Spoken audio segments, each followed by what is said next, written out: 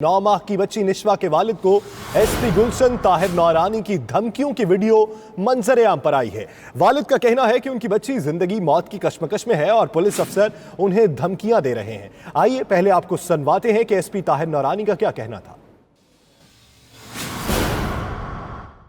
नुकसान सवाए आपके यहाँ किसी को भी नहीं होगा, ठीक है।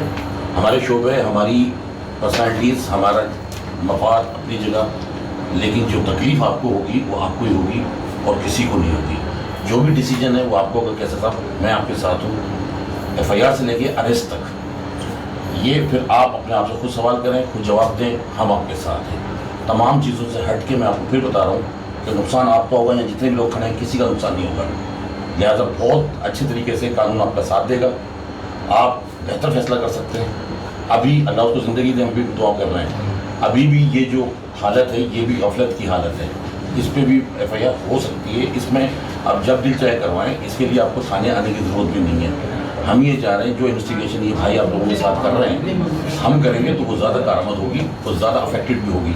मैंने उनसे बार बार कह रहे हैं आपका नुकसान होगा, उनका नुकसान हो चुका है।